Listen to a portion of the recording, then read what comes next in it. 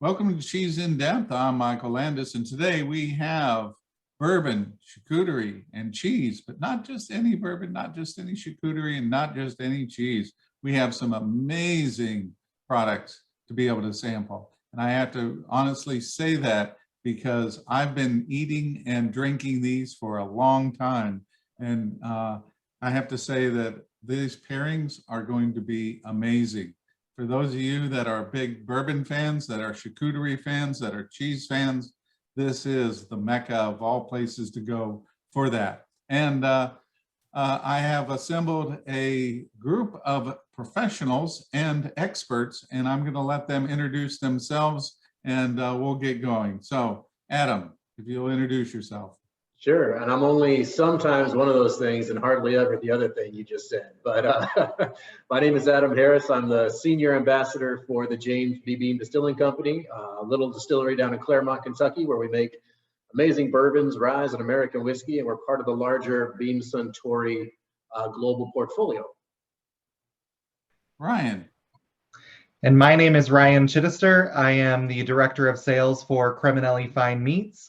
So I will be guiding you through all of the curated selections of salumi and charcuterie that we've selected to pair with the bourbons and cheese today. All right. Hi, everybody. Zoe Brickley here from the Northeast Kingdom of Vermont. I'm with Jasper Hill Farm, so we make cave-aged cheeses from our own cows. We also ripen cheeses for some other producers. And we're committed to supporting our working landscape up here in Northern Vermont, keeping it in farmland and making some delicious results. So I can't wait to tell you more about the cheeses we've selected. So let's go ahead and start off with Adam. Adam. Sure. So thank you, Michael, and I'm really happy to be here with my new friends and tasting delicious things as always. It's always a nice time to see you because that means that I'll always have a reason to eat and drink well in the middle of the day sometimes. So anyway, what I wanted to do today was kick off each pairing with one of our small batch bourbons or rye from our distillery. As I mentioned, the James B. Beam Distillery, or as it's familiarly called, the Jim Beam Distillery down there in Claremont, Kentucky. We've been making small batch bourbon as part of our DNA as long as, if not longer than anyone else.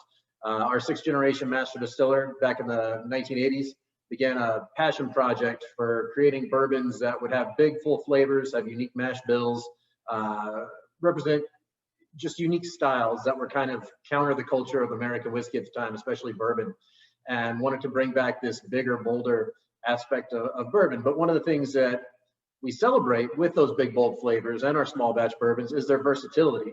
So a lot of times people easily draw the parallel between low and slow cooked meats and bigger, bolder flavors, spicy foods, and enjoying bourbon with those. And I think one of the great things with getting to know Michael over this past year has been really not just being able to talk about the versatility of bourbon, but also being able to appreciate it myself in new ways, getting to meet unique charcuterie and cheese producers from around the country. So this has been a great opportunity for me to just talk about how bourbon tastes and what makes it delicious, and then really kind of get to kind of really enjoy what we've been promoting, which is its versatility. So what I'd like to start off with here is one of our small batch bourbons, and this is going to be our Basil Hayden Bourbon. Basil Hayden is 80 proof. It's a non-age stated bourbon, but we're going to age these whiskey barrels for probably about 6 years, but we do use a range of ages. So age is not important as much as flavor is important. And Basil Hayden has a unique flavor profile for a couple of different reasons. One is it's got a very low proof distillate off the still, meaning that we don't strip more aroma and flavor out of that distillate before it goes into the barrel for aging. We will age all the bourbons that we're trying today in a new unused charred oak barrel, which is par for the course when you're talking about the regulations of bourbon. And if you want to round out what regulations are, just to kind of increase your knowledge base, to be a bourbon, you have to be made in America. You have to be aged in that new unused barrel that we just talked about. You have to be made of no less than 51% corn. We will try a rye when we talk about our Knob Creek rye. You have to be no less than 51% rye when you're making that, but the rest of the regulations stay consistent. We cannot distill the whiskey any higher than 160 proof. We can't go into a barrel any higher than 125 proof. We don't go into a bottle any lower than 80 proof. And then bourbon is a very genuine product, so is rye, meaning we cannot add or subtract any flavors or colors other than water before it's matured. So we will start with a very low proof distillate with our Basil Hayden.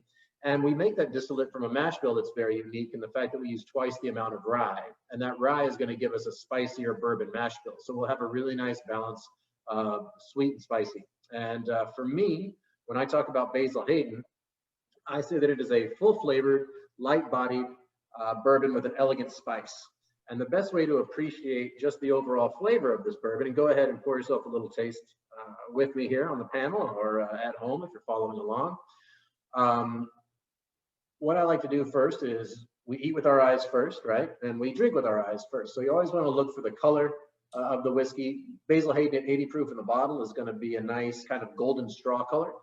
And then when we nose the whiskey, a lot of folks kind of just want to put their nose right in the glass. And, you know, you might be able to get away with that with an 80 proof bourbon. But as we get a little higher, closer to the 100 proof of the Knob Creek, if all you do is do that with a closed mouth, you're going to fork up a snooterful of alcohol. You're going to anesthetize your taste buds. And you don't want to do that because we have so many great things for you to drink and taste today. So the best way to avoid that whole mistake is to set the glass under your nose, part your lips, and breathe in. And just sort of give it a quick little inhalation. That's going to allow the alcohol vapor or the ethanol to kind of go out into the atmosphere. And what you're left with, because you've given that ethanol room, is now you have the aroma of the bourbon or the rye. And so what we're getting here is some of those vanilla and caramel notes, but they're not really predominant or overpowering like they might be in a more traditional bourbon. Instead, what we have is a good balance of that vanilla and caramel and a little bit of oak, but we also have spice, and that's going to come from that extra shot of rye. The rye is going to give you a little bit of spice. The corn of bourbon is going to give you a little bit of that sweet nuttiness, and then you're going to get a lot of those complex flavors from the aging in oak. Some of that, you know, the vanillas and caramels, the fruit notes, things like that. So let's go ahead and nose that, and we see that spice coming through. It's nice and complex, but also light. And then when we give it a taste, the way that I like to taste whiskey is to let it sit on my tongue for a moment. And after a beat or two, I give it a good old what we call the Kentucky chew. I chew on that bourbon. And then after I've gotten it all over my palate, and I know I've got it, I'm receiving the flavor as fully as I can, then I go ahead and swallow it or expirate it, and then I'll smack my lips, bringing air across my tongue, which will activate my taste buds and help me to appreciate the finish of the whiskey. So is it quick and clean on the finish? Is it long and mouth-watering? We're going to go the gambit. And so one of the great things of it, but they're all going to make your mouth water a little bit, which is really good when you're pairing because it makes you want to have a little nosh, have a little taste, have a little nosh, have a little taste, and sip all the way to your end point. So let's go ahead and taste a little Basil Hayden together, and let's see what we think.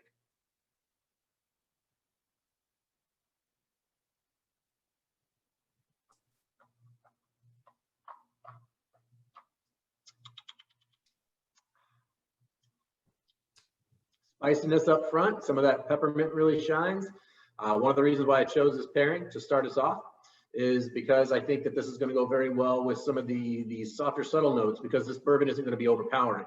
Starting at 80 proof, we're able to really appreciate the subtleties of the cheese we're pairing with and the charcuterie that we're pairing with, or the salumi that we're pairing it with.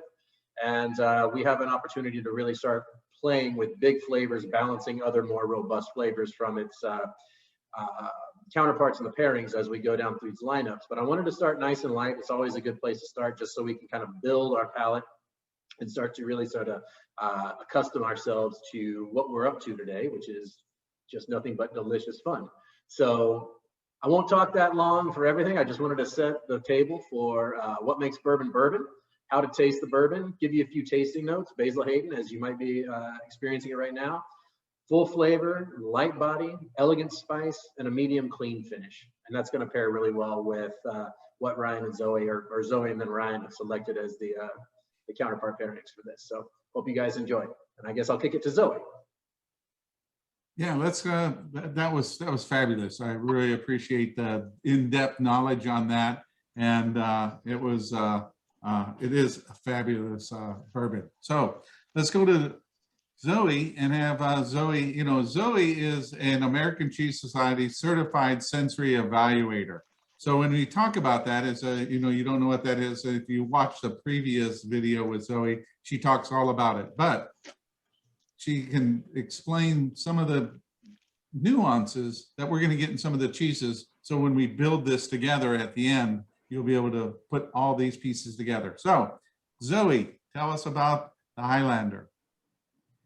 Okay, I so appreciated Adam's setup on how to evaluate fine spirits from a sensory analysis perspective. So just like Michael said, I spent a lot of time evaluating cheese professionally, but I love those glimpses into the parallel universe. And I'm, of course, more used to a wine or a beer where you get your nose in the glass and you get as much into your nose as you can. And the open mouth trick and the Kentucky Chew was like, that's gonna stick with me forever. Good.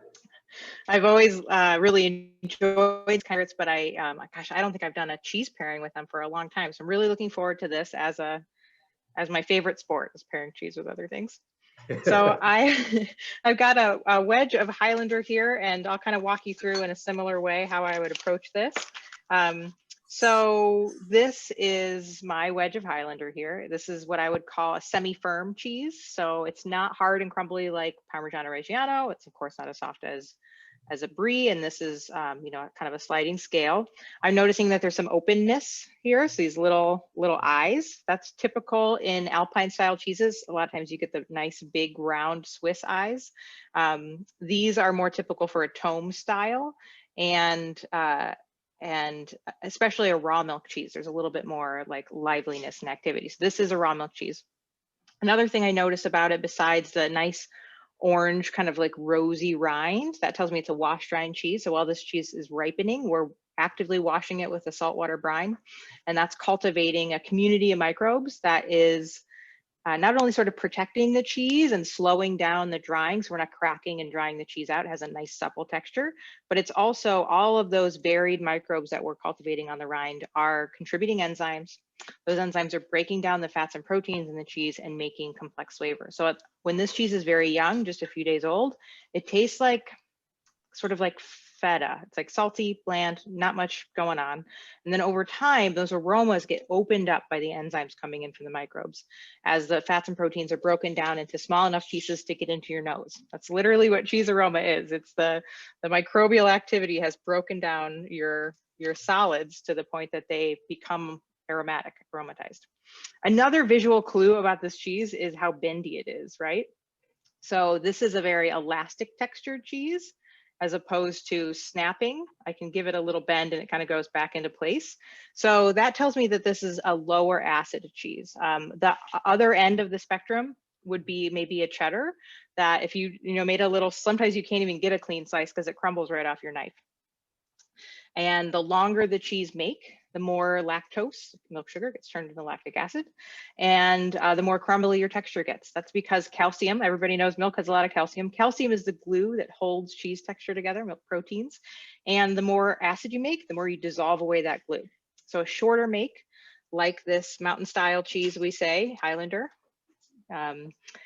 shorter make, less acid production, nice bendy texture because there's a lot of that calcium left in here. There's the only one. Only one, Highlander, right? We live in what's called the Highlands of Vermont. And so there's like the only little inn in town is called the Highland Lodge. The little art center is called the Highland Center for the Arts. There's a road called Highlander Road. And so not only is it a sweet 1980s, 90s pop culture reference, but it is a cultural thing around here. And it refers to the Highlands where this type of cheese was historically made. So they're making cheese on a mountainside in copper kettles. They wanted to get milk in and out of those vats, like taped to the side of the Alps as they could. Down in the lowlands where it would be easier to make cheese, they're growing crops. So they kick the cows out. As they go up into the mountains, you can eat the grasses where we can't farm. And so they were literally like making cheese while camping. So they'd make one big wheel of cheese in a big copper cauldron. And the fastest way to do it was to build a fire under the cauldron, cook the curd. And that helps dry it down.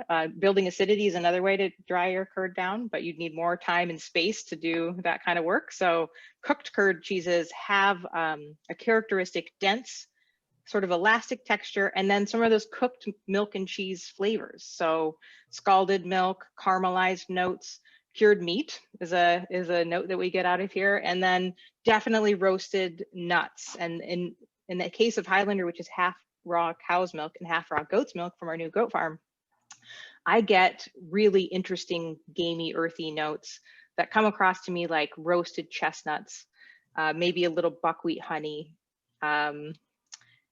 Goats give a nice, interesting animally aroma, and cow's milk lends a richer body. Goat's milk is naturally very lean. It's hard to get this texture from pure goat's milk. So it's sort of a best of both worlds cheese. So I've looked at it, I've talked a lot about it, I've smelled it, definitely get those grassy, nutty notes. Meat, goat. The texture on the palate, really velvety, smooth and soft. It really doesn't take much to bite through it. Really gets creamy on the palate. As you clear your palate, you pay attention to the finish, just like Adam was talking about. This really has a long, lingering finish. Some caramelized notes and roasted chestnuts for me. Sometimes it comes across as like peanut buttery. So, Adam, I'm curious. That was awesome. Like that was a great note with buckwheat honey, and I think the chestnuts too, and the earthiness of what you're talking about there. And I haven't really had a chance to try a lot of hybrid cheeses or raw cheeses at least and this is really cool with the cow and goat cheese or milk. Yeah, and I think it speaks well to a lot of the notes that I'll describe with Basil Hayden is floral, herbaceous, grassy sort of notes that come through because of the higher rye content. And I think that it works really well with this cheese because of how earthy the cheese is, but also it's got some dynamic quality to it too. But then also, I think they complement each other really well. Some of the things that I've paired, some of the ideas for pairings later might be a little bit more playing off of some of the differences, but I think the harmony here is really nice. I think so too. Just the aromas of both are mingling in a very interesting way. When you're pairing with spirits, do you ever add water, or do you tend to go straight up? I think adding water is a great thing to do as you explore the whiskey. I think that when you're coming at the first pass, trying it at bottle strength, the way that the producer intends, and I'm talking about whiskeys from all over the world, not just what we do, but I think it's a great way to kind of appreciate the intent of the flavor.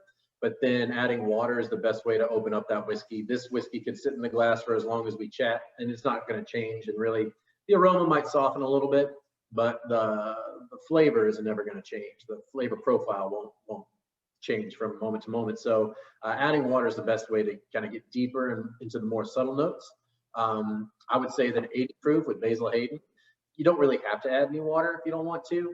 But as we start to climb the mountain in proof, adding water is a pretty good thing to keep handy, especially when we're talking about, more delicate and nuanced pairings like what we're working with today.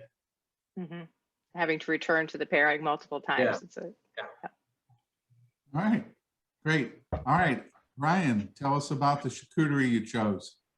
You got it. So I'll walk you through the selection, a little bit of information about the prosciutto itself, and then also kind of the pairing suggestions to go along with the two components here. So what I selected to pair with the Basil Hayden and the Highlander was our prosciutto.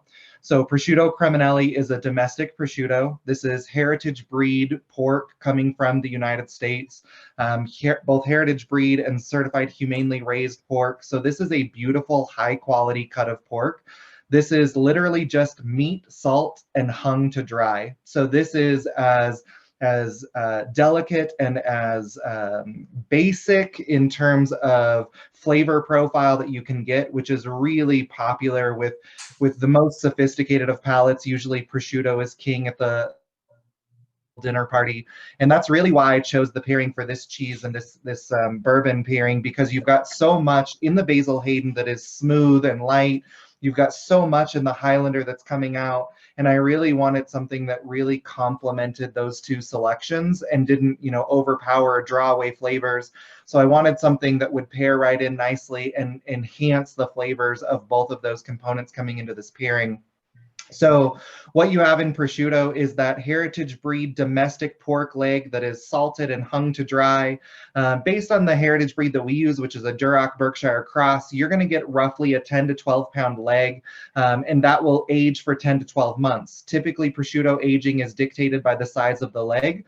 So if you're using a larger breed or you're using an import leg, which is going to be significantly larger than what we have domestically, you're going to see a significantly longer finish for that salt to penetrate all the way through. But in a Duroc Berkshire cross, in a domestic pig, you're going to see approximately a 10-month aging cycle to a 12-month aging cycle based on the overall weight of the leg that goes into aging.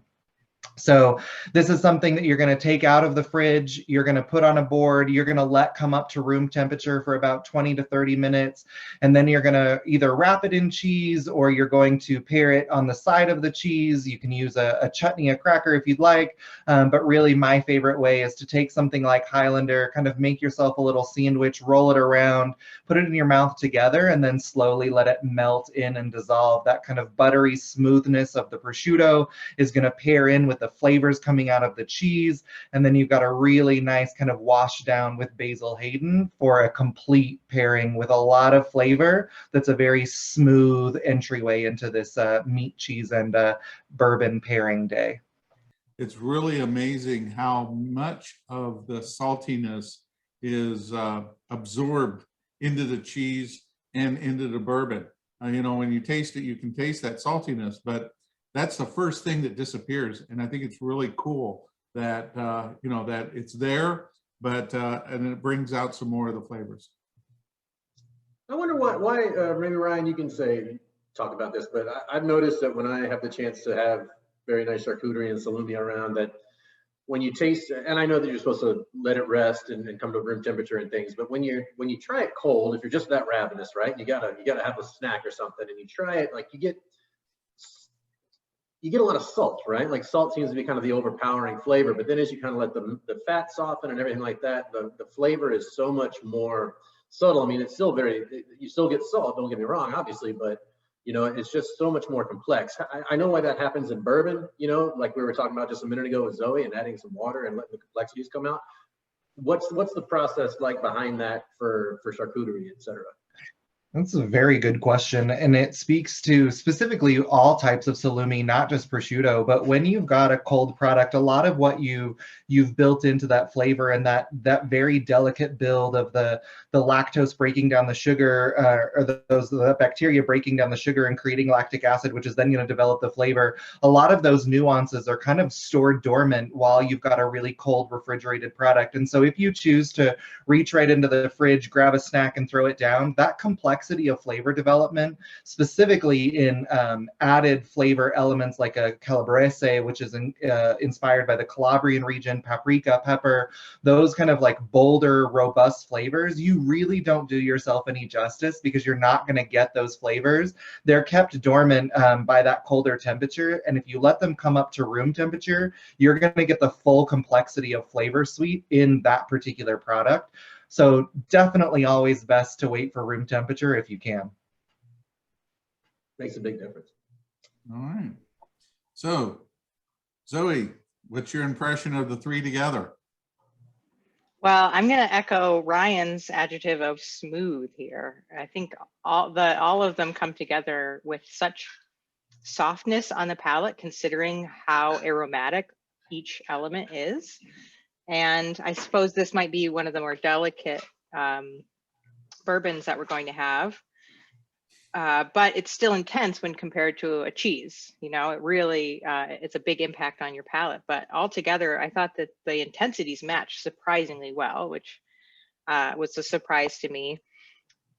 The cheese and the bourbon together first were, they sort of, they met each other nicely, and I noticed more like vanilla notes, and also that rye spice. I picked up a little bit more of it than I had noticed before from the Basil Hayden, and then layering in the prosciutto, which is beautiful, by the way. I mean, to have a pack like this open up and just have the ribbons just like pull apart. I mean, usually you're fighting with like a hard pack and like doing the peel, and it's amazing how well preserved it is in that gas fleshed tray. Well done. Anyway, but altogether, I think the meat, like I said, made it just a more buttery, smooth experience, and it brought out more floral notes for me all around. So if we stopped here, I would say this was a very successful afternoon. Adam, your thoughts on the three? Yeah, you know, I'd like to echo all the wonderful things Zoe and Ryan said. but you know, when you make a whiskey, you start with a beer. You start with what we call a distiller's beer, right? And so there's certain mouthfeel notes that you can kind of bring over from that beer element of the whiskey. And so if you were to kind of dumb down everything that was in front of us for that pairing right there, it was almost like having the nicest ham and cheese sandwich being washed down by a beer that you could possibly have, right? Next level. Yeah, it's level, that's for sure. So good, though. So delicious, all of it. Ryan, your thoughts? So this was probably one of the easiest pairing suggestions after going through the bourbon selections, after eating a little piece of cheese to try and, okay, what do we put with this? What flavor profiles are going to line up nicely? This was definitely one of the easiest ones to put together because in my mind, it was such a smooth blend of flavors coming in from Basil Hayden, coming in from Highlander, and merging and kind of mashing up all together. I won't go as far as to say it was my very favorite because there's blue cheese in the mix and that's always my favorite. But this one was very much an easy pairing, something that I would happily put out for guests and know that this is going to be a home run pairing for anybody who's going to taste it. Yeah, definitely a crowd pleaser, I would say. No, there's nothing that is to anything. It's all just works perfectly together and just really anybody can be happy with this. I think so. And I think your idea of adding a little bit of water to it as we're finishing through is an excellent idea that really kind of softens it out. Zoe and I did chocolate a week ago, and there was one thing where too much chocolate and not enough cheese would sometimes unbalance it. And this is another good example is that, you know, having the right amount of sip with the right amount of cheese and the right amount of charcuterie, the prosciutto, really helps out, you know, because there is a balance to it and they all work really well together in I guess, in the right amount of volume. What I'd like to show off here is going to be our Legent Bourbon. And Legent is our newest product. I actually have a sneak preview of the new label there. I'm not going to show it for too long because it's not quite out yet. It'll be out in the summertime. So Michael, if you don't mind maybe showing your bottle, because that's the one that's going to be easier to find right now. But Legent was launched in 2019 as a completely unique spirit. And a lot of times what we've done is we've innovated with extending, say, Knob Creek or Basil Hayden and doing some innovation there. But Legent was really its own unique bourbon, its own unique brand, standing alone. And so what we did here was really we wanted to announce ourselves as Beam Suntory. You know, we've only been a company for about 7 years, even though we have, you know, 225 years of whiskey making history with the Beam family and almost 80 years of whiskey making history with the Torrey family over at Suntory. But bringing these two families together 7 years ago and these two businesses together 7 years ago, we really are a relatively young company. And we wanted to see if we could announce who we are. You know, we're a coming together of cultures, we're a coming together of people, we're a coming together of businesses, we're a coming together of whiskey drinking culture. And so what we do really well over here in the United States, we do everything well here when we talk about making bourbon, but really our strengths are in production, creating great distillate, maturing it in the new wood to where it really develops big, bold flavors, making that the hallmark of what we do, not just at Beam, but also what we do in the bourbon industry. You know, big, bold flavors come from bourbon. And then when you think about what the strength is over in Japan, and you think about, yes, they make delicious whiskey, of course, but they're really great blenders. So playing around with flavor and balancing out flavors that not just come from different ages, but also finishing whiskey in different barrels. And finishing is something that we've played around with here, but it's not really one of those, dyed in the wool practices that we have in the United States. It's much more appropriate for people that do rely on blending, like in Scotland or Ireland or Japan. And so this was bringing our two cultures together and bringing our strengths together. So we have Fred No, who's our master distiller and Booker's son. We talked about Booker for a moment there as our sixth generation who brought small batch to light, the innovator of the small batch idea of bourbon. And then his son, Fred, is now our master distiller, with his son being our eighth generation coming up in training right now. But Fred worked with Shinji Fukuyo, who is the fifth ever chief blender from the House of Suntory, and they took bourbon that Fred had made in Kentucky. And then he and Shinji worked on finishing some of that bourbon. And I'll get into that in a second. And then Shinji took those bourbons and the finished bourbons and blended them together to create a unique flavor, which is Legent. And so Fred makes the bourbon according to a lot of the traditional practices that we have established there in Kentucky with fermentation, distillation, maturation, etc. And then he and Shinji agreed on a couple of different barrel finishes that they would do. So we have an extra aged bourbon that serves as the majority of the blend, because this is a blended whiskey, and then also serves as the base for all the finishes that we'll do. So we have that extra aged bourbon being the majority of the blend. The second portion of the blend will be that extra aged bourbon that is finished in red wine barrels, ex-red wine barrels, so French oak. And then there's a smaller portion of the blend. Each of these are unique. They're not all three. One is bourbon, the other is bourbon finished in the red wine barrel, and the smallest portion of the blend is going to be that extra aged bourbon that is then finished in ex-Oloroso sherry barrel, so Spanish oak. Shinji will put all three of those, say, liquid streams together in a way that he and Fred did over 100 different combinations going back and forth across seas. A lot of Zoom calls, probably before Zoom was cool. And, you know, a lot of late nights and early mornings with those two collaborating on opposite ends of the world. And, you know, lo and behold, in 2019, we were able to launch Legent. And it's a very complex, very unique bourbon. I'll go ahead and pour a little bit myself right now. And it's 94 proof, so we are getting a little bit higher up there in proof.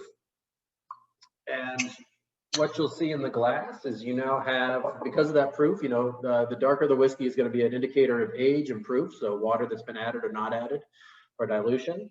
But because of the finishes, we also have a little bit of a ruby hue that's coming into play with the whiskey here. And then when we give this a nose,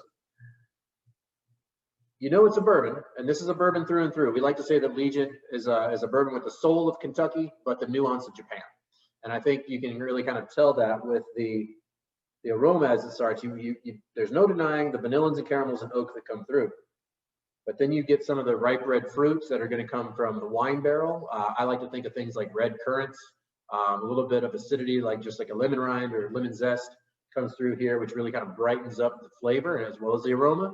And then as you kind of dig deeper into the whiskey and you let kind of that base settle, that's going to be where the Oloroso sherry comes through with some of that raisiny, resiny, you know, traditional cheese plate ingredients. When you think about your fig jam and stuff like that, that might be around your little fruit pastes and things. Like that's where the Oloroso is really going to come through. And also, I get a little bit of like a salinity from that Oloroso sherry that adds what I kind of describe as if you like skin on salted peanuts, I do, and that's kind of where I gravitate towards as far as like the salinity characteristic of this whiskey goes. And I think altogether, it's really a great cheese plate bourbon because of all those wonderful things. You have your whiskey, you know, we're expanding our boundaries and tasting bourbon with cheese and charcuterie. And then you have the traditional pairings of wine and sherry that goes so well with all of these ingredients. And probably it's less of a stretch than trying bourbon with those ingredients. So I think that we have what could be like a really fantastic, fun bourbon for all of our audiences to try out with all of our products at some point too. So I'm going to go ahead and try this, and I think that it's got a big flavor, so it's going to stand up to this fantastic blue cheese and the other pairings. I'll be quiet and learn from Zoe and Ryan now. So go, kick it over to you guys. I sadly in Northern Vermont was not able to get my hands on this one, but the sensory descriptors are like, if I could have listed what to look for to pair with Bayley Hazen Blue, I would have ticked those boxes. So kudos for figuring that out. Bayley Hazen Blue is also a raw milk cheese, and this is made from our own cow. So the next two cheeses we're going to try are pasteurized because they're younger, and there's a federal law that you have to sell raw milk cheeses after 60 days of ripening, and our softer cheeses, we need to get them out in the world sooner. So we make both pasteurized and raw milk cheeses. But when we make raw milk cheeses like Highlander and Bayley, we always use our own cow's milk. We need total control over the production of what the cows eat, to exactly how they're fed and cared for and how they're milked. So this is another cheese made from Jasper Hill's own cows. And it's one of the first cheeses that we made back in 2003 was the first piece of cheese that we sold. And it was probably a piece of Bayley Hazen Blue. And I like to say that this is kind of a gateway blue. I was just talking with somebody else today and they're like, I like to say Bailey is a gateway blue. And I was like, me too. It's a perfect way to describe it because it's a classic blue cheese. You get those bold sort of spiced flavors, but it's not overwhelming, bitter, metallic, too harsh on the palate. So it's bold but well balanced, and it's sort of cheesy first. And especially in my wedge here, I'm not sure how yours are looking, but there's a lot of white space along with those openings that we've created to allow the blue mold to grow. So when you're making a blue cheese, it's one of the most challenging cheeses to make because you're really trying to make a soft ripened cheese inside out. You're trying to make the openness of the cheese like the crumb of a bread. We try to make just the right amount of openings in terms of their size and frequency, so that there's the right ratio of blue to white. And then we spike the cheeses with a stainless steel spike, and that allows the blue mold spores that we added to the milk during the cheese making process to breathe and flourish, to break down fats and proteins and make their own unique flavor. So try a little wedge here. The other thing about Bailey that I like is that it has a fairly sliceable texture, especially if you're working with a knife with a nice thin blade. Usually the softer the cheese, if you can reduce the surface area of the knife you're trying to cut it with, a nice thin knife. A lot of cheesemongers have like a beautiful little like quarter inch thick, very long skinny knife that they'll use for bries and blue cheeses, or even a harp, like a little half moon with a wire. They're just barely like putting a piece of dental floss through. That's the best way, but you can usually get a nice little wedge of Bailey without it being too wet or crumbly. And I like to eat the Bailey about an inch in from the rind. So the nose of the wedge tends to be a little spicier and a little less salty. And then the rind, where we're applying the salt, it sort of seeps its way in from the outside in and really sort of changes the experience. So it's kind of interesting to try it near the rind, where you're getting more influence from those rind microbes doing their thing, versus in the center, which tends to be more heavily blued, a little spicier, a little less salty, more of those anise notes. Marked characteristics of Bailey that I often find are sherry notes. And sometimes we call batches rum raisin. Like it's sort of a recurring personality profile in Bailey, rum raisin. And so it's lovely when paired with sherries in general. But we also get like interesting toasty nuttiness that mirrors more of the aroma profiles that Adam was describing. So I'm going to be on the lookout. I'm going on a little road trip this weekend, and I'm going to be pulling over at all of the depots, checking for this pairing because it sounds perfect. Velvety texture, sort of fudgy texture, creamy on the palate, subtle spice note, and then those sort of oxidized sherry notes on the finish.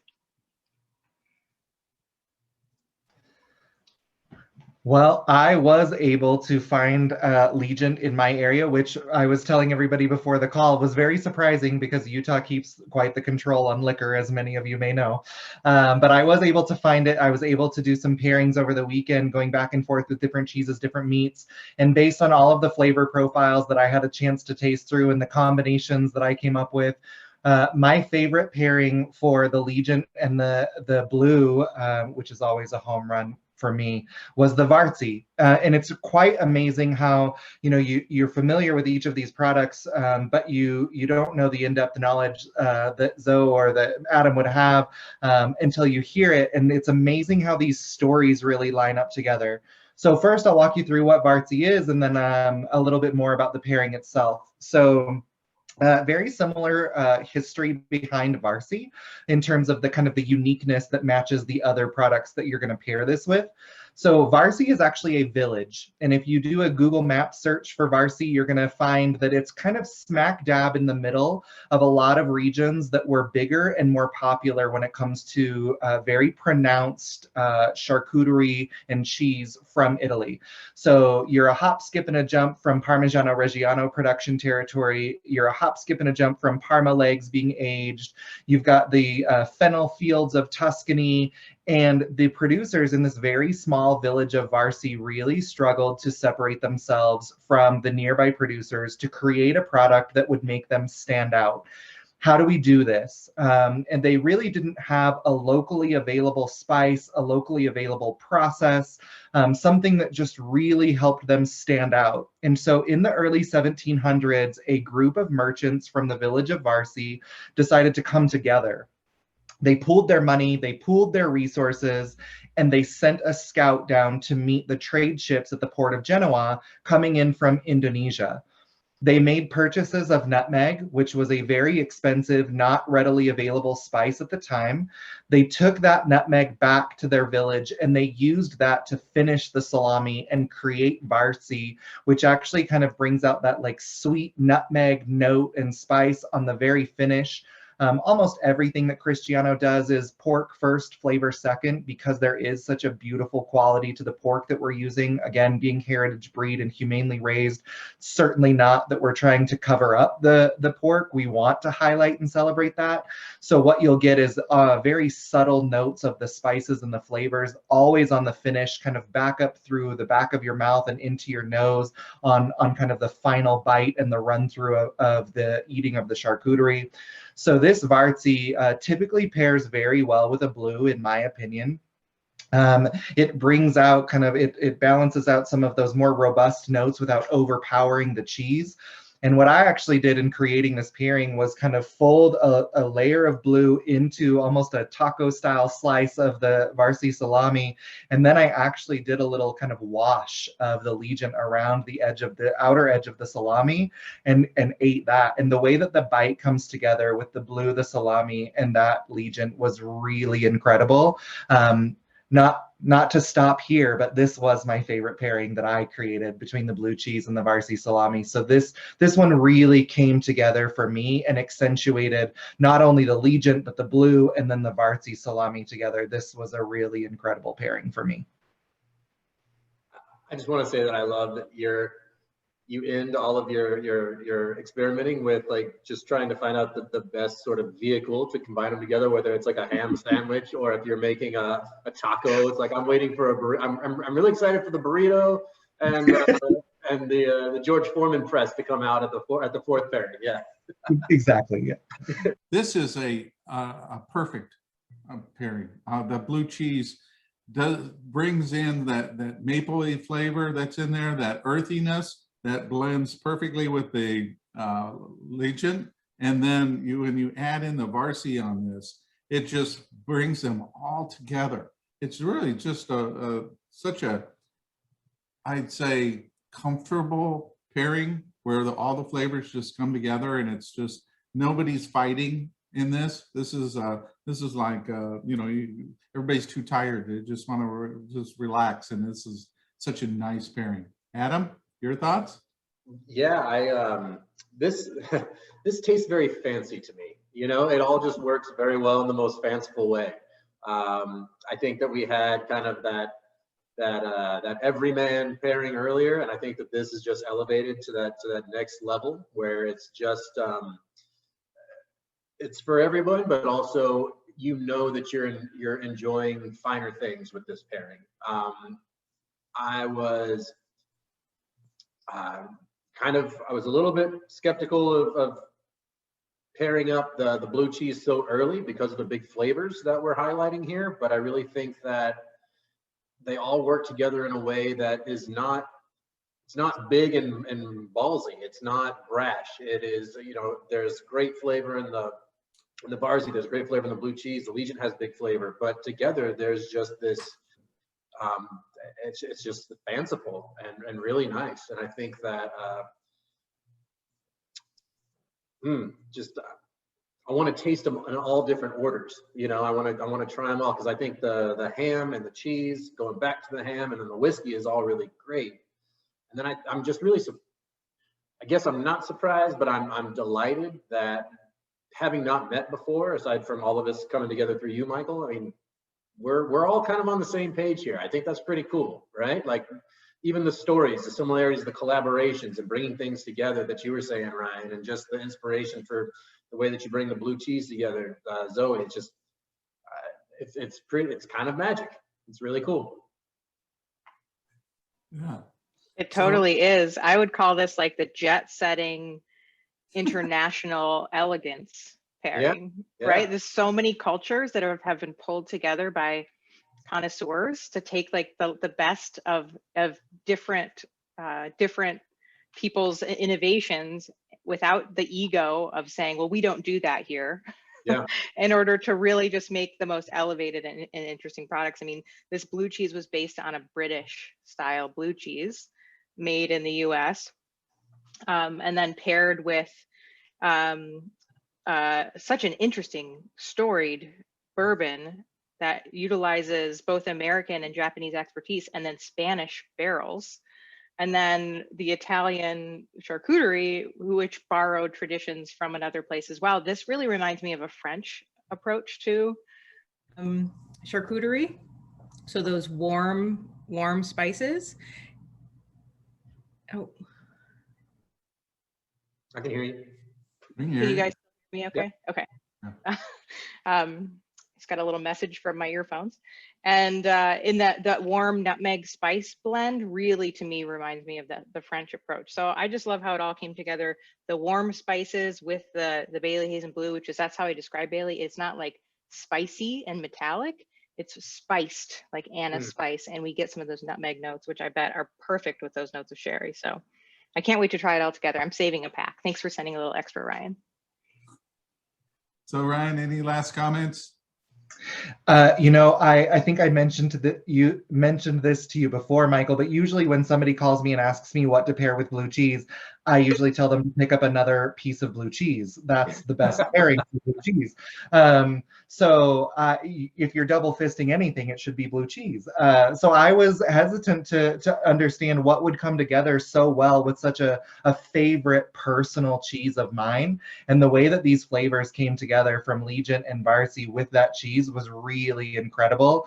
I agree that if you're looking to really present that you know what you're doing when it comes to pairings, this is something that will knock the neighbor's socks off if you want to really showcase flavors coming together. Yeah.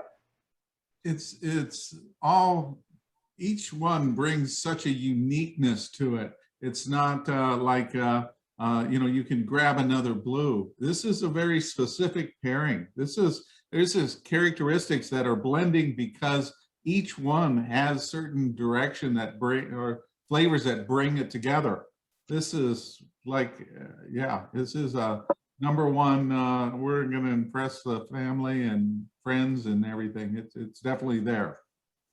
Wow. I'm going to take notes because I think that we should start something here. The first pairing, I like the everyman title to it. I like the jet setter title to the second flight. And we got to come up with some pretty cool names for like 3 and 4 now too, because we've set a pretty high bar with jet setter. All right. I like that. All right. So I backtracked. Sorry, before we move on, I backtracked to the Basil Hayden's because I didn't have the right beverage, which sounds like it's the correct beverage. And it's amazing how it did not work as well as the first 2 pairings did. So we're on the right track. It kind of flattened the Basil Hayden. It didn't stand up in the same way. So I kind of want Basil Hayden to work because the names go together so well, you know. we get that a lot because you guys are more popular than we are. People always ask us for the Basil Hayden Blue. So Zoe, you're gonna love this. In one of the characteristics is this delicious maple nose that's on here. That is just so elegant. That not sweet, but it's the essence of maple that is just really wonderful. All right, Adam. Let's go ahead and step up to our next version. Absolutely. Let's go to the bigger shells in the artillery here. This is going to be moving into our Knob Creek territory, and Knob Creek is 100 proof bourbon and rye. It is we make these whiskeys to be big and bold. This is harkened back to whiskey or bourbons around the turn of the century when the Bottle and Bond Act was sort of informing that the good stuff, the authentic bourbon, would be about 100 proof on the dot, and just have bigger, bolder flavor. And Knob Creek to me is what I drink the most of. I know I'm not supposed to have favorites necessarily, but really I gravitate towards Knob Creek bourbon and our different ages. Most of the time that I'm enjoying a bourbon at home or out in the bar when when we did those sort of things, and we're doing those sort of things again now. But to me, Knob Creek is a quintessential bourbon. When I think about quintessence, I think about your sweetness coming from vanillas and caramels, and you have a little bit of the oaky notes, and you have some spice, and then you have that quintessence of what I call the Kentucky hug, which is that flavor, that feeling that you get in your chest after drinking a big bourbon. And Knob Creek has all 5 of those things. But I was sort of, as I mentioned earlier with the blue cheese pairing, I really kind of wanted to try and figure out if I could engineer how to save the blue cheese for last, knowing that that's always got some of the bigger flavors, and knowing that our bigger, bolder bourbon and rye might kind of serve that journey or that narrative a little bit better. But for me, this is where we start to have a lot of fun. Like, I think that we had really great, just unilateral kismet coming together with those two first flights. And now I think we start to kind of see like how we can play off of each other a little bit with how I was kind of going with how our recommendations sort of synced up.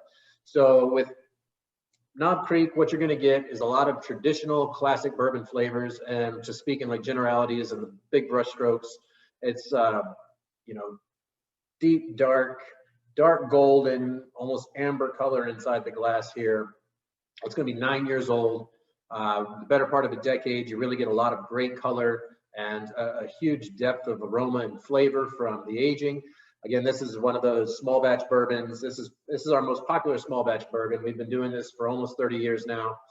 This is, again, one of Booker Noe's creations, and really the bourbon that Fred Noe, his son, took on the road with his dad when they were promoting the original small batch collection and turning people on to small batch bourbons. Because at the turn of the 1980s and the 1990s, when they were introducing this collection, which is Booker's, Baker's, Knob Creek, and Basil Hayden, people weren't drinking a lot of bourbon. And so for Booker to be on the road promoting this whiskey, it really started to, it's one of those hallmark products, one of those hallmark moments that help usher in bourbon back into the favor of the American drinking populace. Because due to prohibition and some societal cultural revolutions and enlightenment that happened, a lot of people kind of moved away from bourbon and became more cosmopolitan people of the planet, and drank spirits from all over, not just what we were drinking here as what we produce in the US. So it's been great to see us go back to drinking so much bourbon again as Americans, and rye and American whiskey. But that's really only been happening for the better part of the last 10 years, 15 years, depending on where you live and where you've been. And so when these guys were out there talking, when Booker and Fred were out there talking about this whiskey, people were putting down their martinis to try this. And it was awesome for them to kind of be turned on by these big, bold American flavors again. And so I think that Knob Creek, go ahead and put your nose in the glass there. And this is where you're going to want to keep that water handy. I do recommend trying it neat first, as we talked about earlier, and making sure that you get it the way that Fred intends for you to enjoy it, the way that Booker intended you to enjoy it. You know, you really get some of that pecan husk. You get the spiciness coming through, and definitely like the sweetness, the vanilla and the caramel come through. You get a little bit of that marzipan, kind of toasted marshmallow thing happening. And then a lot of times I just like to see if the flavor delivers what the aroma promises, and getting into the flavor a little Knob Creek.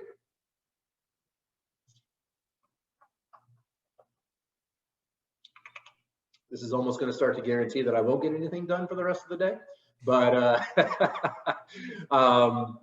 but in the most delicious way, right?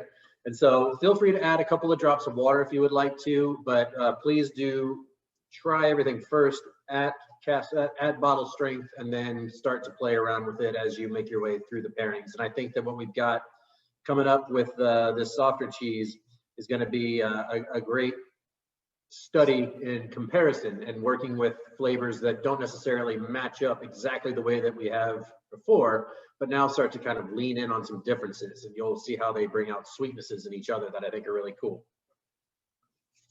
That's Knob Creek. Right.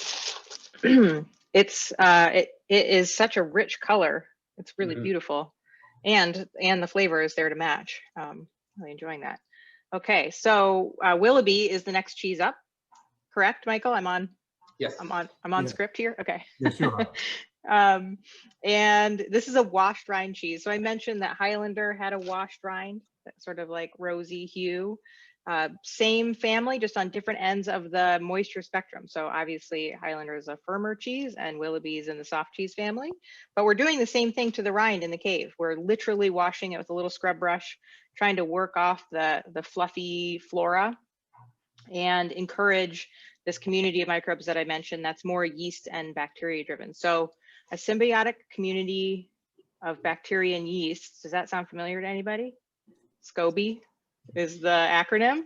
That's what kombucha is made with, right? You make a tea and then you put a mother in it and then it ferments, and instead of getting alcoholic, it gets acidic and flavorful. And so we're kind of making a SCOBY on the surface of this cheese, if you will.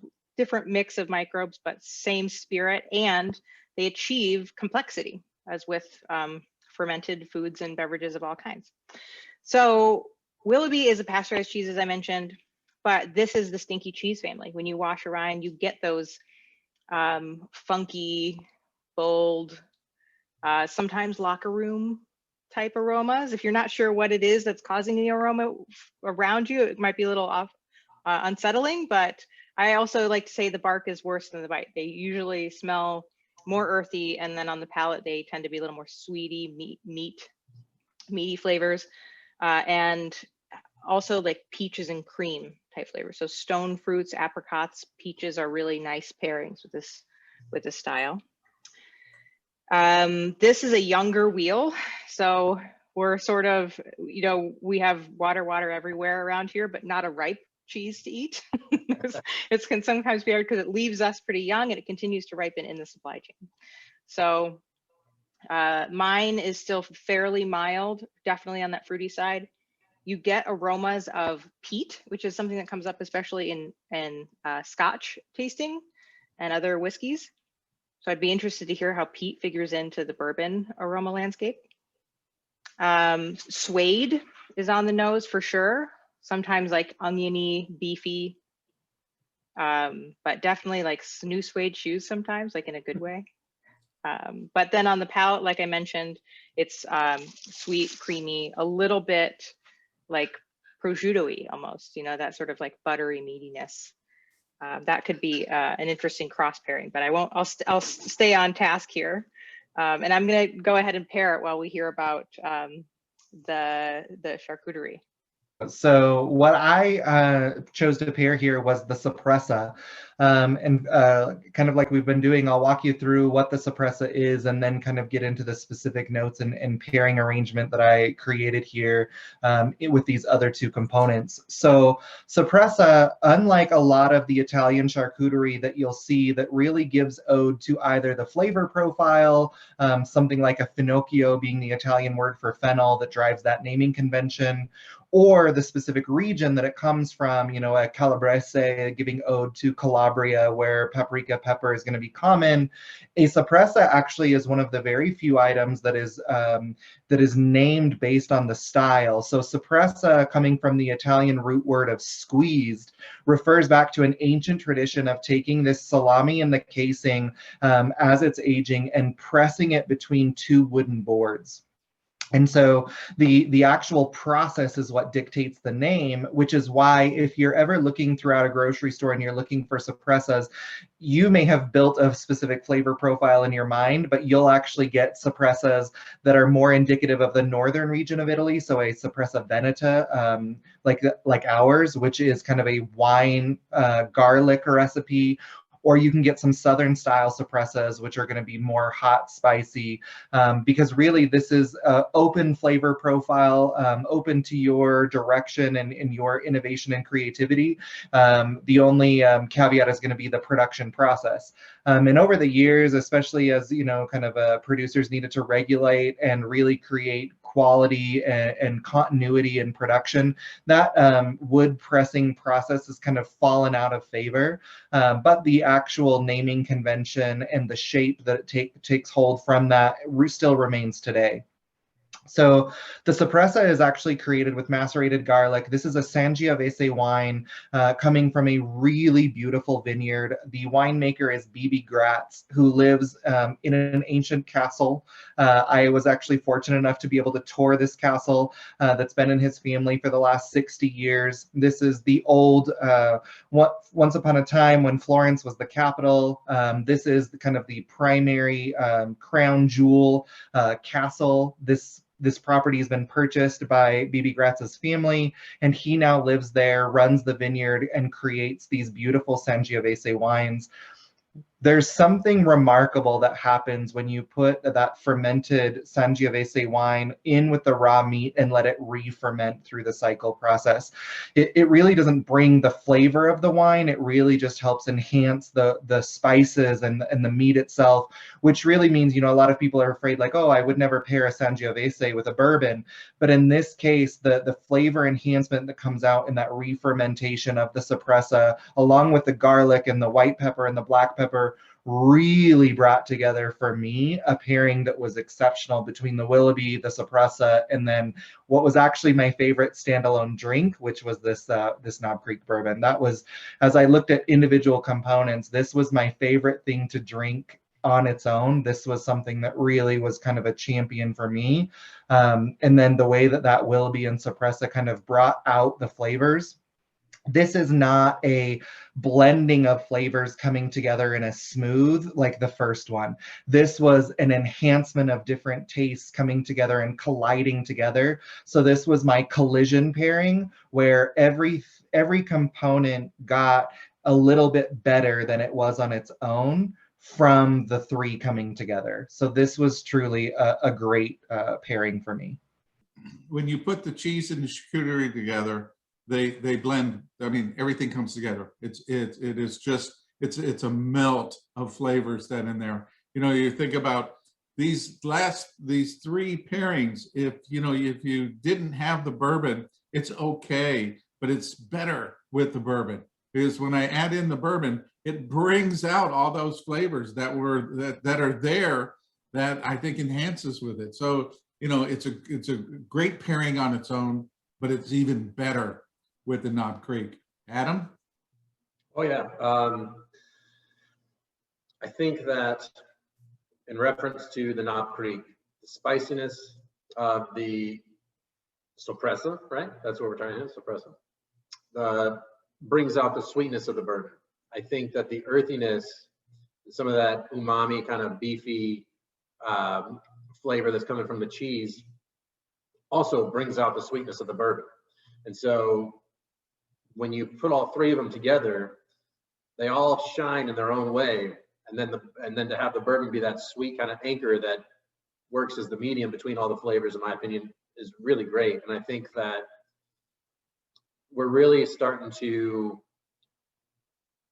highlight complexity too, right? Like, even though we had all that wonderful backstory and the finishing that goes into blending Legent, now we just have a really complex bourbon, like a big full body complex bourbon.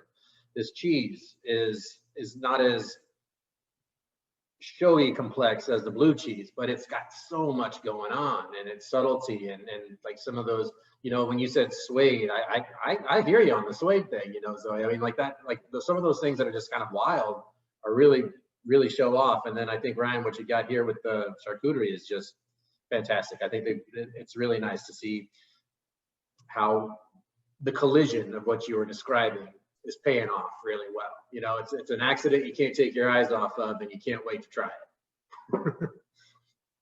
Zoe? All right, so that it's really interesting. The Knob Creek on the nose, you're right, that soda and maple aroma hops out of you, the caramely vanilla. But on the palate, I thought it was much drier than I was expecting from those sweet aromas. And it wasn't like sticky or cloying in any way. Sometimes bourbons can feel sweet on the palate. And this was like very balanced, and it felt drier than I would expect. And together with the cheese, it was really lovely. The creaminess of the cheese, kind of was a counterpoint, as we're saying, to the bold beverage. But together, they came together, and I had this like butterscotchy feeling on the palate afterwards, like a Werther's original, right? It's like caramel plus butter. Yeah, that makes sense. So that was a win. And then I can't believe I second guessed Brian's pairing choice on the meat side because because this is perfect. And the aroma on the Sopressa right away, I caught the wine. So it was very validated when you mentioned that it was included. You get those kind of like yeasty fermented notes and the garlic, but the garlic is not overdone. Sometimes that can ruin your palate and just be the most dominant thing. It was lovely, very subtle. And I thought it came together with the cheese in a great way. The cheese, as I mentioned, can be sort of oniony, but it has those allium type aromas. They're thiols, the aroma compounds. They're thiolic. And I thought that they melded in an interesting way while also contrasting. And then all together, the intensities matched up nicely. I would say the creaminess of the cheese is what came through. And then that funk from the rind were like the two characters I was able to, of course, I'm paying attention to what's happening to the cheese throughout the tasting experience. But I didn't, there was harmony and contrast in a way that made for a very balanced pairing. When you first try the bourbon and the cheese together on their own, like before it kind of fades into that Werther's Originals, there's a really nice fruit pop that happens. And it's, there's fruit in the bourbon, there's fruit in the cheese. You mentioned peaches and cream. I think a lot of fruit that pops out of bourbon can be stone fruits as well.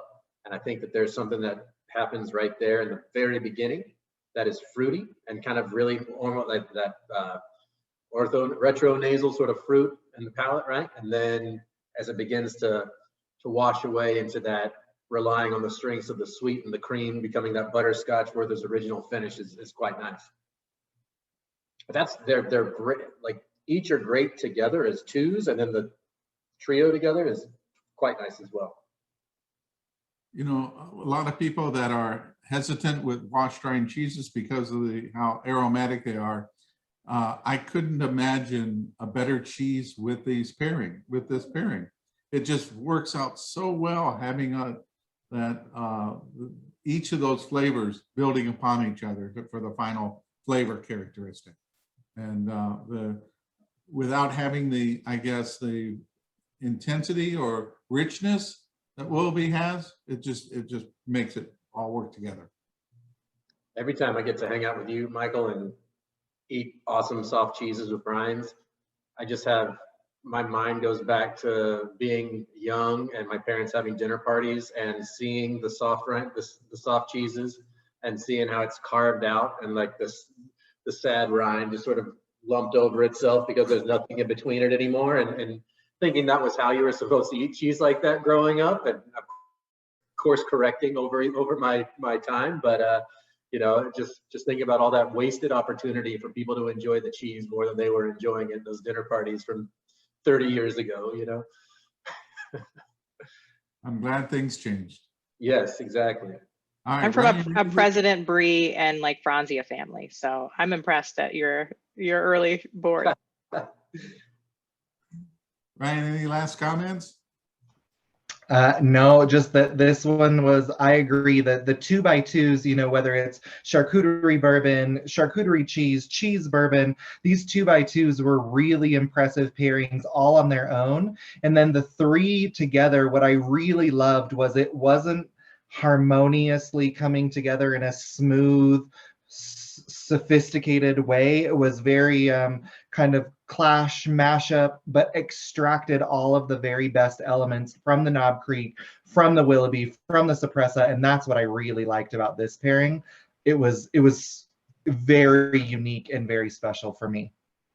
What should we call this one after coming off the Jet Setter? Oh, I don't know. You guys are better at these names. We'll leave it to Zoe. We'll think about it. I'll have it by the end. Yeah. Got it. I believe it. All right. Okay. All right, Adam, you're back up again. Okay. See, I think you should just let me go.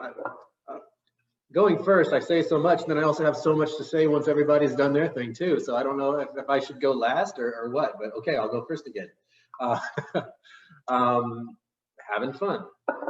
So I think that we're just growing with the area of experience here, right? Like we're able to, we've started off soft, and I'm just so happy that this has happened organically with all four of us working together and putting these pairings together, and how this has come together so well. Now that we're going to throw a rye in the equation, we're going to start talking about, we're still going to have some good sweetness. We're going to have those vanillas and caramels, that nuttiness that will come from the corn, and the flavors that will come from barrel aging.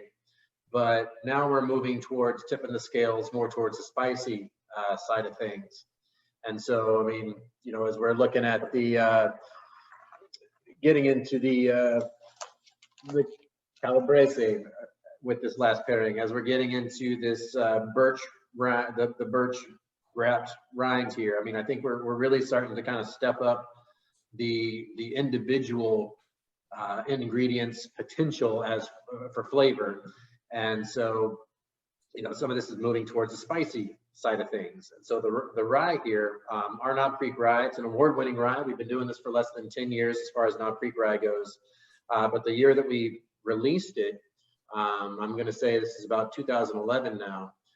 It won Best in Show, Best Rye at the San Francisco World Spirits Competition, and we haven't really let up since. We've continued to make it the same way. It has that same fantastic punch of rye spice in both the aroma and the flavor, but because we do what I would consider to be a Kentucky style rye, meaning that we're not doing a high rye content in our mash bill, we're meeting the 51% requirement to be considered a rye. We also have a nice component of corn, which will give it a backbone, which will also give it a nice finish and a long mouth-watering finish. If this was high rye, we'd have a very quick and clean finish, because rye is spicy, but it's also dry and light as far as the aroma and flavor complexity that it gives to a spirit. And so a lot of times you'll try a high rye and you'll get the punch in both the nose and the aroma, both the nose and the flavor, but it falls flat after about 3 seconds. And you notice that when you try this Knob Creek rye, again, big full flavor being the calling card of everything with the name Knob Creek on it from our distillery, you'll get that spice up front in the aroma and in the flavor, but you can almost count it off to the second. And in 3 seconds, a high rye would fall flat. But 3 seconds here, you have that spice go, but then all of a sudden you notice like the bottom of that workhorse corn kind of kick in, and it lets that rye piggyback all the way to a very nice, long, balanced, sweet and spicy finish to the very end, which can last up to a minute or so.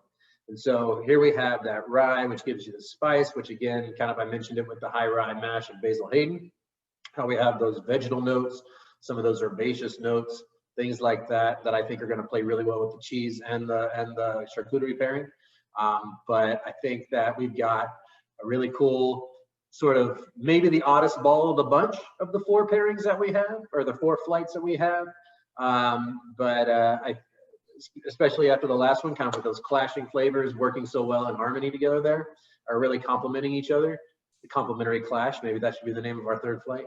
But the 4th one is just this really cool, spicy oddball that I think I'm going to enjoy hearing Zoe and Ryan talk about. So let's enjoy a little Knob Creek rye while they do so. All right.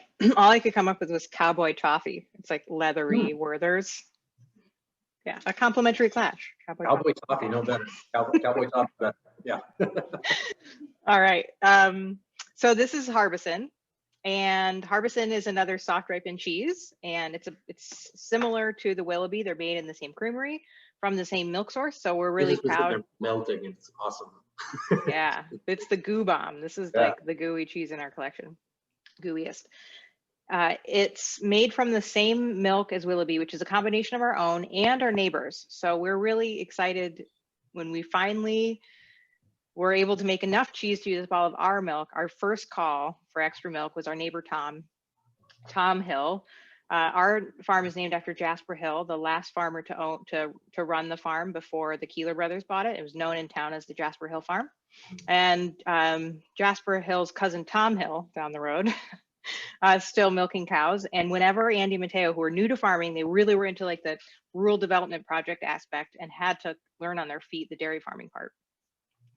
Anytime they hit a wall, had a tough calving, you know, or just trying to figure out how to do their jobs, they could call Tom Hill, and Tom would like stop what he was doing on his own farm with his 50 cows that were grazed, you know, head up through the woods and come lend a hand. And so it was really rewarding when we were finally able to pay it forward and give back. And we are able to pay Tom double digits % better than the going commodity rate for milk. So when you're milking cows normally, you're selling onto the commodity market, and that price is really volatile, and you never quite know how to plan for your business, how to make investments. And so specialty cheese is, as Jasper Hill sees it, a way to unhitch from the commodity market, take your destiny back into your own hands, add value to your raw material before it ever leaves you. So we're able to pay Tom an expected high premium price for that milk every day. And we're able to set up different benchmarks so that he can make even more if he's able to kind of customize his milk for cheese making in the way that we do. So non-GMO grain, he was already grazing, he was already able to check that box. Nice dry hay instead of fermented hay, which is a little bit more expensive, but we are making dry hay and are able to provide that for him. So it's been a great relationship and a way to keep building our sales without having to put too much burden on our own piece of land with our cows. So back to the cheese here, Harbison. The differences with Willoughby, higher moisture content, right? So very similar recipe. One difference is that it's softer. So the way I like to serve this cheese is to peel back the rind. I sort of like fillet it. Yeah, and then it makes a natural dish because, as Adam mentioned, this is wrapped with a strip of bark, spruce bark.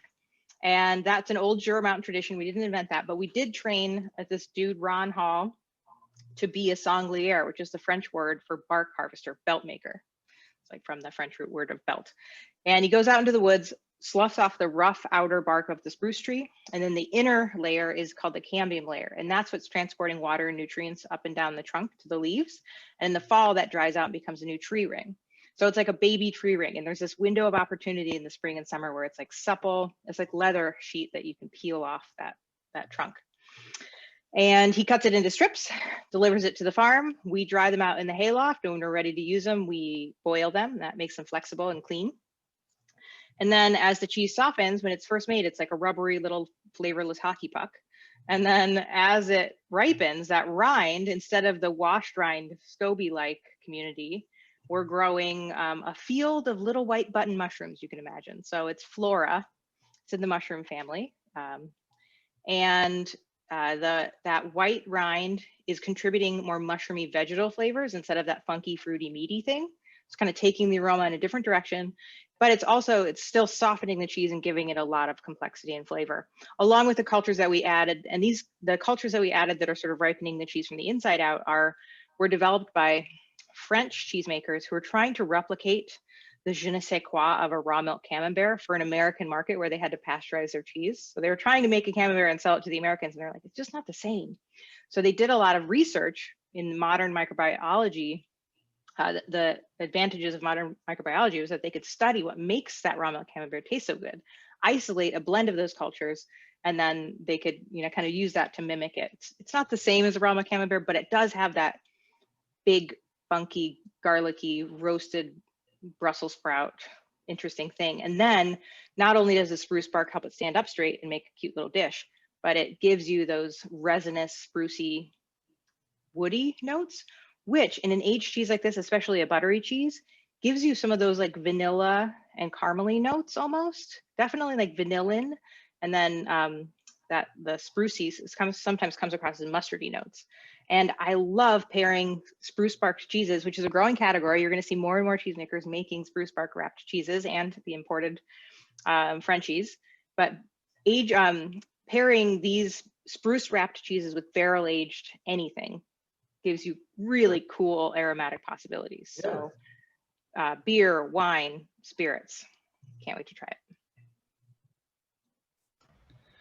And of course, the charcuterie pairing rounding out the Knob Creek rye, the Harbison, was the Calabrese. And for me, what stood out as individually, I tasted the cheese, I tasted the Knob Creek rye, And what I noticed about all of them is it was a very long tail process. This wasn't a flavor shot that was one and done. This wasn't a big, bold flavor that consumed your mouth. This was kind of the long kiss goodnight, where it was a series of flavors that developed over time in your mouth. And when one would kind of stop, specifically with the rye, where one would stop and get kind of lighter, a second flavor or a secondary flavor experience would pick up in the back of your throat. And when I thought through that, that was very indicative of Calabrese. So again, another product where it's fermented, but it's a beautiful pork product that is flavor first of the pork and then the spice on the finish. So this is a recipe that comes from Calabria. This dates back to when the Creminelli family was nomadically following herds of animals through the countryside of Italy. They've been producing charcuterie since as far back as they can remember, pre-industrial revolution. And this was a trade and barter way of moving the family and getting what they needed with the change of the seasons. So while they're in the south of Italy, in the Calabria region, they're shown how to utilize these, these naturally available, locally available spices, which really kind of add some heat on the finish. This is definitely an Italian spice versus an American spice, very subtle. But if you let that Calabrese linger on your palate, it'll actually come through the finish and kind of up through the back of your throat and into your nose. And it really, the longer you let it sit there, the more complex the flavor will develop over that kind of experience in the tasting. And this was really similar for the Harbison for me, for the Knob Creek Rye. I really kind of got those longer tail process flavor developments out of this pairing, which is why ultimately I decided to go with the Calabrese, to put with the cheese, to put with the Knob Creek Rye. I really felt like it was a very good story, a very good coming together of super long tail flavor profiles that really develop over time in your mouth as a tasting experience. Definitely one to sit with, like all of this, It's like you don't want to say the first thing that comes to mind. Somebody say something. Well, the long kiss goodnight is obviously can be a complicated thing. That's it. That was done. Yeah. Nailed it. Yeah. Confirmed.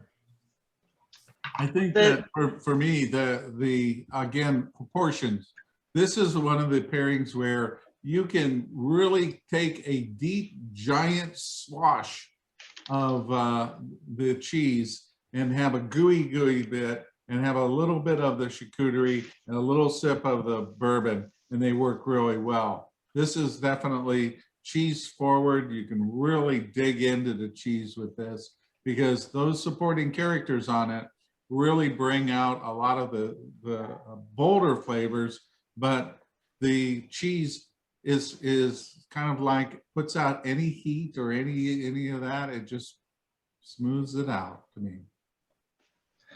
This cheese was absolutely remarkable. It was incredible. Great. Zoe, would it be weird if I said I got a little mustard on the cheese? No, and you're not the only one. It's like hot dogs and mustard. It's like a ballpark Frank. It's a straightforward yellow mustard, Mm-hmm. but delicious. And then there's like this dill and vinegar thing that's happening with the Calabrese, and then there's the fennel and the anise sort of thing happening with the rye, and it's just like this big sort of it's just the herbs. It's the garden, it's a lot happening. That's just on the aroma. And then when you put them all together, then there's still some of that mustard and that spicy vinegary pop from the cheese and the meats. And then it's cool. It's a long kiss goodnight. Yeah. It's also an alternative name, or maybe the subtitle is After Eating Chicago Style Hot Dogs. Drug it through the garden. It's got the caraway. It's got the it's got the porkiness. It's got like the smoky. That's like the smoky paprika thing. Yep. I wouldn't have called this meat smoky, No, but right. it does have that smoked spice thing, which I noticed more when I'm pairing it with the barrel aged beverage and then the spruce barked cheese. And I totally agree with what Michael said, which is that the cheese, the cream cools it down and allows it to sit on the palate a little more comfortably. And I think this is definitely like a 1 + 1 + 1 = 4 or 5 Yes. pairing. Chicago's hot dogs, Chicago style dogs are my favorite type of hot dogs. Love Chicago dogs. And then I just also, after you showed the way to actually eat this cheese the right way, I just Frankenstein together the rind on the bottom so I can eat it the right way next time. There's really no wrong way. I mean, Also true. Enjoy it the way you want to enjoy it, but I liked how you did that nice little surgery on your cheese.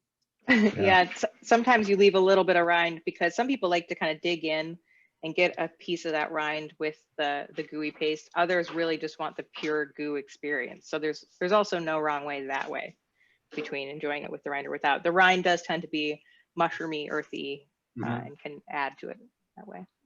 There's a video that Zoe has on the cheese, and there's the last scene where it's peeled back and the spoon goes in and it just comes out. And I've done that with my students, and they're just looking at that and they're like, man, that's cheese porn. Cheese porn, yeah. Just, oh my God, it's just, oh yeah. Honestly, So Ryan, any last comments on your thoughts there?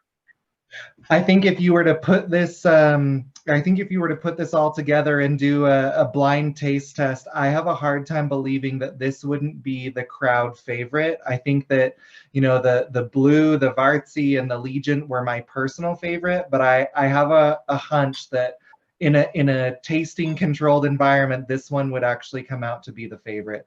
That cheese was really, really incredible, and the way that it really came together with the Calabrese and the rye to smooth and bring out those flavors in such a long process.